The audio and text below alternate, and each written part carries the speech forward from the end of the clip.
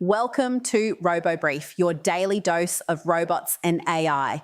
3 big stories today, so let's get into it. First up, UBTECH.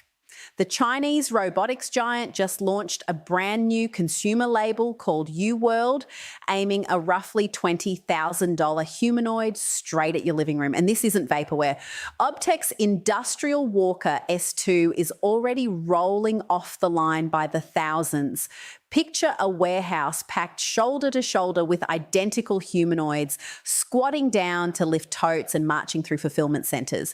UBTECH calls it the world's first mass-delivered humanoid, and now it wants one in your home too. Story 2. FANUC and Google. FANUC is the quiet titan of robotics. More than 1.1 million of those bright yellow arms are bolted to factory floors worldwide. Now FANUC is teaming up with Google to drop Gemini Physical AI into that giant installed base. Translation: the world's largest fleet of industrial robots is about to get a language model brain. Arms you can tell what to do in plain English instead of hand coding every single task. Investors noticed. FANUC stocks spiked to a record high on the news. And finally, physical intelligence.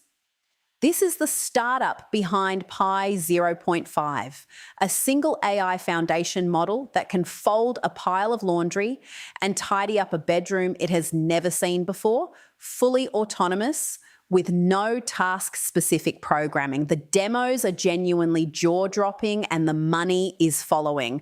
Physical Intelligence is reportedly raising a new round that could value it near $11 billion. The race to build the robot's brain is officially on.